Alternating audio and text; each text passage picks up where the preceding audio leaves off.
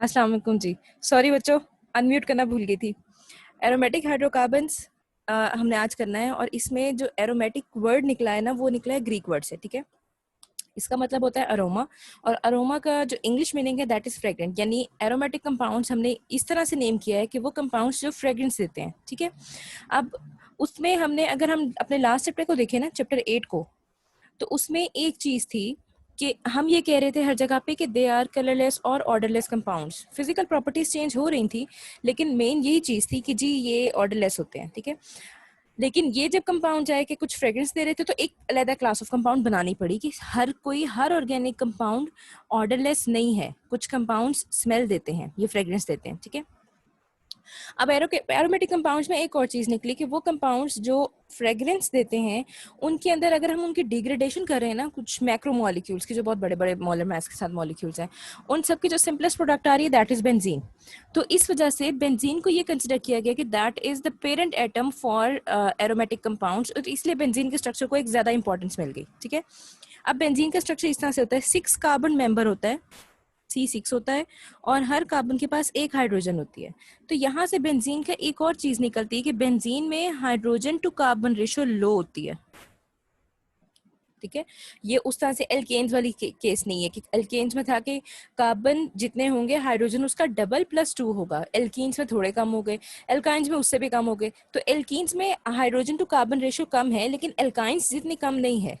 ठीक है, उसके बाद एरोमेटिक कंपाउंड्स में एक सिंपल बेंजीन नहीं था। ये चीज ऑब्जर्व की गई कि बेंजीन के साथ साथ कुछ और कंपाउंड्स भी हैं। फॉर एग्जांपल बेंजीन के साथ मोनो सब्स्टिट्यूशंस हैं। मोनो सब्स्टिट्यूशन का क्या मतलब है कि यहाँ से सपोज ये एक हाइड्रोजन है, ये हाइड्रोजन रिप्लेस हो जाए by some any other compound, जैसे CH3 से। और यहाँ पर मैं डबल बॉन्ड इसलिए शो कर रही हूँ ताकि आप लोगों को इस बात का अंदाजा हो जाए कि दोनों चीजें चलती हैं। आप ये वाला रिंग भी चला सकते हो टू शो द रेजोनेंस, और आप ये वाले डबल बॉन्ड्स भी दिखा सकते हो। Then we have for example कोई और कंपाउंड, मतलब ये मोनो सब्स्टिट्यूशंस थी। ठीक है, उसके बाद एक और चीज आ गई कि कुछ कंपाउंड्स में जी फ्यूज्ड रिंग्स हैं। अब फ्यूज्ड रिंग्स का क्या मतलब आ रहा है कि रिंग्स कार्बन शेयर कर रहे हैं। ठीक है, इसके अलावा कुछ जगहों पे हमने ये भी कंपाउंड्स देखे कि रिंग्स आइसोलेटेड हैं। ये हम चैप्टर मेरा ख्याल है 7 में मैंने करा दिया था। ठीक है, मतलब हमें एरोमेटिक कंपाउंड्स कहीं पे वो लिमिट नहीं रह गया कि जी बेंजीन ही बेंजीन होगा। बेशक हैं 6 मेंबर रिंग, लेकिन वो आपको डिफरेंट फॉर्म्स में मिल रहे हैं। ठीक है जी, उसके बाद हमारे पास यहाँ पर 2 क्लासेस बनती हैं on the basis of structure and characteristics, और उसमें आती है, एक है मोनोसाइक्लिक,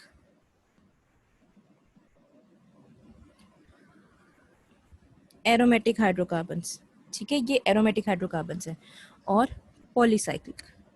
पॉलीसाइक्लिक की आपने एग्जांपल्स अभी देखी हैं, जो फ्यूज थी और साथ में आइसोलेटेड थी, यानी जिसमें more than 1 benzene rings use हो रहे हैं। और मोनोसाइक्लिक का मतलब है 1 बेंजीन रिंग। ठीक है, अब अगर मोनोसाइक्लिक में हम डिफरेंट हाइड्रोकार्बन्स देखें और उनके डेरिवेटिव्स देखें ना, तो मैं यहाँ पे लिख रही हूँ monocyclic aromatic hydrocarbons and derivatives. ये ना आप लोगों को सिर्फ यहाँ तक इसके बारे में पता होना चाहिए, जैसे मैंने पिछले में मैंने नेम्स नहीं लिखे, सॉरी।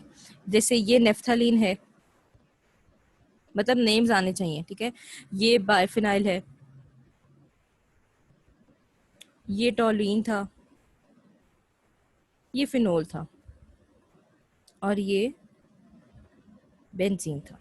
ठीक है, नेम्स याद करने पड़ेंगे। अच्छा जी, हम कर रहे थे बात monocyclic aromatic hydrocarbons and derivatives.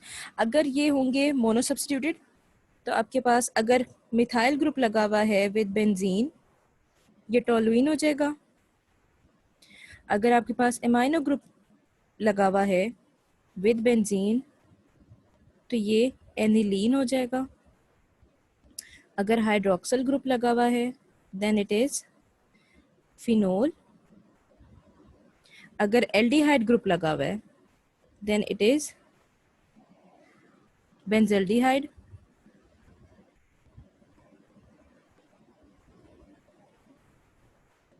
ठीक है, और अगर हमारे पास सपोज एसिडिक ग्रुप लगा हुआ है, तो ये बेंजोइक एसिड हो जाएगा।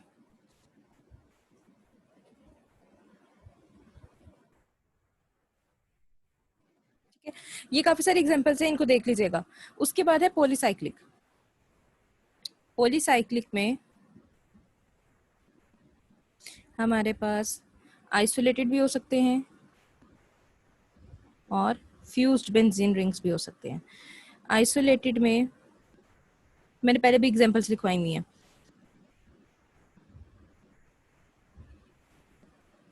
ये बायफिनाइल हो गया। अच्छा, अब ये एतराज़ मत करना कि पिछली दफ़ा तो मिस ने इसको डिफरेंट एंगल पे बनाया था। हमारे ड्रॉ करने में बेंजीन थोड़ा सा अनइवन हो सकता है, लेकिन ये प्लेनर स्ट्रक्चर है, हेक्सागोनल, मतलब सारी की सारी साइड्स बराबर हैं। तो अगर आप किसी भी एंगल से बनाओगे तो वो सेम दिखना चाहिए। ना मेरा सेम दिख रहा है ना आपका सेम दिखेगा, लेकिन ये होता सेम है, ठीक है। उसके बाद सपोज एक और देख लेते हैं आइसोलेटेड में, बायफिनाइल मीथेन, ठीक है। ये डायफिनाइल है,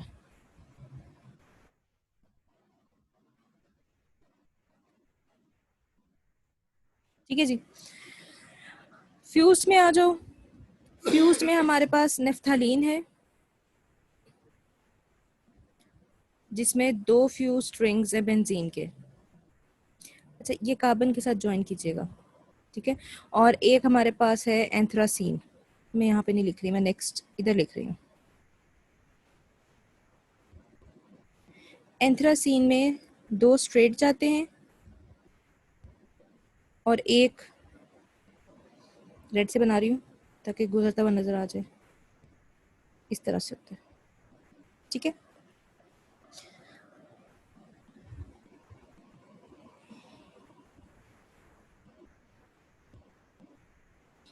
ये एंथ्रासीन है और ये है हमारे पास फिनेंथ्रीन। और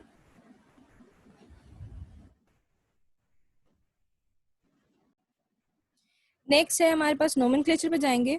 नोमेनक्लेचर पे बहुत थोड़ी सी बात करूंगी क्योंकि अभी टेस्ट भी है। अच्छा, जो नोमेनक्लेचर हमने करनी है ना, वो सिर्फ मोनोसाइक्लिक ही कर रहे हैं हम, पॉलीसाइक्लिक ही नहीं कर रहे।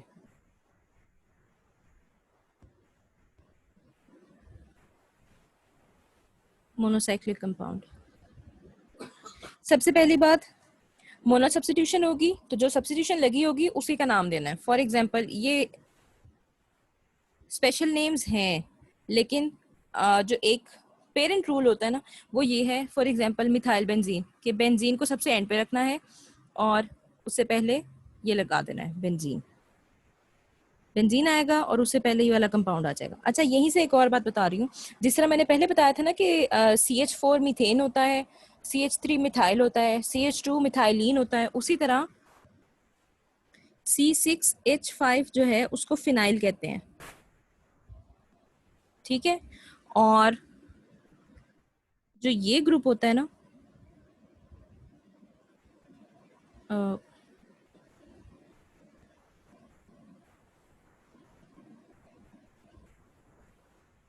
ये वाला, यानी इसके पास एक और बॉन्ड बन सकता है, इसको बेंजाइल कहते हैं। ये यहीं पे याद रख लो क्योंकि आगे नोमेनक्लेचर में जब एक्सरसाइज करोगे ना, ये यूज होना है, ठीक है। अच्छा, मिथाइल बेंजीन हो गया। सपोज आपके पास इस तरह का कोई कंपाउंड आ जाए, अब इसका तो कोई हमने स्पेसिफिक नेम नहीं ना पढ़ा, ये सर्कल पता नहीं यहाँ पे क्यों नहीं बंद हो रहा। अच्छा जी, यहाँ पे आ जाएगा, ये हो गया क्लोरो बेंजीन, ठीक है। उसके बाद सपोज नाइट्रो कंपाउंड ले लो, NO2 हो जाएगा और मैं यहाँ पर बना रही हूँ बेंजीन, ठीक है। ये हो जाएगा नाइट्रोबेंजीन। रूल नंबर 1, जो भी सब्स्टिट्यूशन लगी होगी उस सब्स्टिट्यूएंट का नाम पहले आएगा और बेंजीन का नाम बाद में आएगा। उसके बाद है हमारे पास there are certain mono substituted benzene derivatives जिनकी स्पेशल नेम्स है। फॉर एग्जांपल जो हम हर जगह करते आ रहे हैं कि आपके पास ये मिथाइल बेंजीन होगा तो टोलुइन आ जाएगा, हाइड्रोक्सी बेंजीन होगा तो फिनोल आ जाएगा। हर एक के स्पेशल नेम्स नहीं है लेकिन कुछ के हैं, ठीक है। उसके बाद एमाइनो बेंजीन होगा या इमाइन बेंजीन होगा तो आप एमाइन बेंजीन नहीं कहोगे, आप उसको एनिलीन कह रहे होगे, ठीक है। उसके बाद सपोज ये कार्बोक्सिल ग्रुप के साथ होगा, अगर कार्बोक्सिल ग्रुप के साथ होगा तो ये बेंजोइक एसिड हो जाएगा। ठीक है, यहाँ तक तो कोई मसला नहीं होगा, ये तो सिंपल जा रहा है। उसके बाद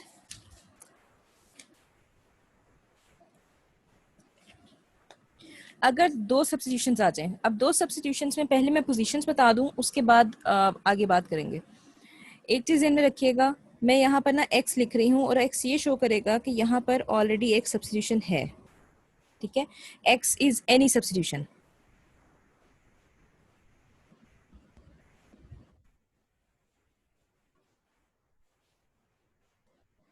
ठीक है, अब एनी सब्स्टिट्यूशन का मतलब है वो मिथाइल भी हो सकता है, वो हाइड्रोक्सिल भी हो सकता है, वो कार्बोक्सिल ग्रुप भी हो सकता है, वो एमाइनो ग्रुप भी हो सकता है, नाइट्रो ग्रुप भी हो सकता है, एनीथिंग। ठीक है, अब ये जो पॉइंट है ना, मैं इसको 1 कह रही हूँ, ये 2 हो जाएगा, 3, 4, 5 और 6। ठीक है, जो 1, 2 पोजीशन है ना वो होती है ऑर्थो। ठीक है, जो 1, 3 पोजीशन होती है वो होती है मेटा, और जो 1, 4 पोजीशन होती है वो होती है पैरा। ठीक है, यहां तक तो कोई मसला नहीं है। ठीक है, अब देखो, अगर नंबरिंग उल्टा दो, नंबरिंग उल्टाने का मतलब ये है कि मैं रेड से मार्क कर रही हूँ, ये 1 है, हम नंबरिंग तो कहीं से भी कर सकते हैं ना, 2, 3, 4 के साथ 4 ही रहेगा, 5 के साथ 5 रहेगा। ठीक, अच्छा, अब नंबरिंग चेंज हो गई, 2 उस तरफ चला गया, बात वही रहेगी। अब यहाँ से मैं एक और बात कर रही हूँ जो चैप्टर के एंड पे आनी थी लेकिन चल रही है, इसलिए कंटिन्यू कर रही हूँ। यानी कि जो सब्स्टिट्यूशन के बिल्कुल एडजेसेंट कार्बन्स होते हैं ना, ये दोनों ऑर्थो होते हैं। ठीक है, जो पेरेंट सब्स्टिट्यूशन होती है उसके दोनों तरफ एडजेसेंट कार्बन्स ऑर्थो होंगे, उसका ऑपोजिट कार्बन यानी कि ये वाला, ये हमेशा पैरा होगा। ठीक है, और एक कार्बन छोड़ के जो एक कार्बन बनेगा यानी थर्ड पोजीशन, ये दोनों मेटा होंगे। तो अगर आप बेंजीन रिंग को ब्रेक डाउन करो ना, तो इसमें 2 ऑर्थो हैं, एक पैरा है इन एवरी केस, और 2 मेटा पोजीशंस। ठीक है जी, यहाँ तक होपफुली क्लियर होगा कि ऑर्थो, मेटा और पैरा हम कैसे डेजिग्नेट करते हैं, कि किस तरह से हम नेमिंग करते हैं उसकी। ठीक, अब उसमें आ जाते हैं कि हम ये कैसे डिसाइड करेंगे कि हमने नेम किस बेस पे देना है। अच्छा, एक और चीज जो मिस होने लगी थी, अगर आपके पास 2 मिथाइल ग्रुप्स लगे हुए ना बेंजीन पे, तो ये होगा जाइलीन। ठीक है, either it's ortho, either it's Meta और पैरा। 2 कार्बन्स हैं तो ये रहेगा जाइलीन। ठीक है, अब आ जाओ प्रायोरिटी पे कि हम कैसे नेम देंगे। फॉर एग्जाम्पल, आपके पास ये ग्रुप है, ये लो, अगर हम CHO को देखें तो हमने कहा था ये बेंजल्डिहाइड है, ऐसे ही है। और अगर हम NH2 को देखें तो हमने कहा था ये एनिलीन है। लेकिन इस टाइम पे, इस एग्जाम्पल के लिए पेरेंट कौन होगा, पेरेंट रिंग कौन होगा, उसमें हमारे पास एक रिएक्टिविटी ऑर्डर है या प्रायोरिटी ऑर्डर कह लो। उसमें सबसे ज्यादा प्रायोरिटी हम देते हैं कार्बोक्सिल ग्रुप को, उसके बाद सायानाइड को, उसके बाद हम देते हैं एल्डिहाइडिक ग्रुप को, then we have ester group. मैं इसको एस्टर ग्रुप ही कहती हूँ क्योंकि इसने एस्टर ही बनाना होता है। उसके बाद हाइड्रोक्सिल, देन एमाइनो, उसके बाद ईथर ग्रुप, और उसके बाद कोई भी आर ग्रुप। अच्छा, अब उसकी बेस पे अगर हम अपने इस ऊपर वाले कंपाउंड को देखें, CHO पहले आ रहा है प्रायोरिटी में, NH2 बाद में आ रहा है, इसका मतलब ये होगा बेंजल्डिहाइड। ठीक है, अब बेंजल्डिहाइड हो गया तो उसके साथ क्या आएगा, पोजीशंस कर लो पहले, 1, 2, 3, 4, 5, 6। ऑब्वियसली नंबरिंग फिर से उसी तरह होगी कि ब्रांच को सबसे कम नंबर देना है, तो पहले बेंजल्डिहाइड लिख लो ताकि ये तो कंफर्म हो जाएगा ये बेंजल्डिहाइड है। ठीक, उसके बाद 3 एमाइनो बेंजल्डिहाइड। होपफुली यहां तक इशू नहीं होगा। एक और एग्जांपल देख लेते हैं। Suppose you have COOH and OH। ये सिंगल बॉन्ड है भाई, इसको डबल बॉन्ड मत समझना। ठीक है, अब अगर दोबारा से प्रायोरिटी ऑर्डर देखो, COOH सबसे पहले था, यानी कि ये हो गया बेंजोइक एसिड, और अगर ये बेंजोइक एसिड हो गया तो ये 1 हो जाएगा, ये 2 हो जाएगा, तो 2 हाइड्रोक्सी बेंजोइक एसिड, ये हाइड्रोक्सी है। ठीक, उसके बाद अगर हमारे पास कोई ऐसे कंपाउंड्स आ जाते हैं जो किसी भी तरह से प्रायोरिटी ऑर्डर में लिखे ही नहीं हुए, for example something like this, तो अब इसमें ये आई है आयोडीन का, ठीक है। अब अगर इस तरह का कोई केस आ जाए तो उसमें तो प्रायोरिटी ऑर्डर कहीं से नहीं आया, तो इसमें जाना है हमने अल्फाबेटिकल ऑर्डर में। आई पहले आएगा कि सी? अगर सी पहले आएगा, नंबरिंग यहीं से कर लो, कहीं से भी कर लो, डजेंट मैटर, तो ये हो जाएगा 3 क्लोरो आयोडो बेंजीन। ठीक है जी। इसके अलावा एक और चीज करनी है कि अगर हमारे पास कोई ऐसा कंपाउंड हो जिसमें फॉर एग्जांपल कुछ इस तरह की चीज, ठीक है, तो अगर तो हमारे पास कोई ऐसा वो कंपाउंड का स्पेशल नेम है, यानी ये मिथाइल बेंजीन और क्लोरोबेंजीन के बजाय टॉलुइन बनता है, तो फिर आप टॉलुइन को पेरेंट कंसिडर करोगे और उसके हिसाब से इसको नंबर कर दोगे, तो ये 1 हो जाएगा, ये 2 हो जाएगा, तो 2 क्लोरोटॉलुइन हो जाएगा। करना कुछ भी नहीं है इस सारे में, इसमें सिर्फ एक चीज़ का ध्यान रखना है कि आपके पास जब आप नंबरिंग स्टार्ट कर रहे हो तो एक तो हमने देखना है कि स्पेशल नेम होना चाहिए, स्पेशल नेम होगा वेल एंड गुड, उसके पास आएंगे। उसके बाद सेकेंड चीज़ हमने देखनी है ऑर्डर क्या है, ठीक है। ऑर्डर देख लेंगे तो ऑर्डर के बाद सिर्फ नंबरिंग करनी है, और नंबरिंग हमने इसी तरह करनी है कि जो हमारे पास प्रायोरिटी ऑर्डर में सबसे पहले आ रहा है उसको 1 देंगे, पेरेंट नेम भी उसी के साथ जाएगा, और उसके आगे नंबरिंग ऐसे करनी है कि ब्रांच को सबसे छोटा नंबर मिल जाए, बस नेमिंग हो जाएगी। इसमें कोई रॉकेट साइंस नहीं है, ऐसे चीखे मत मारिएगा, ठीक है। उसके बाद बेंजीन और स्ट्रक्चर ऑफ बेंजीन, चलो आज के लिए इतना ही। अब मैं यहाँ से रिकॉर्डिंग बंद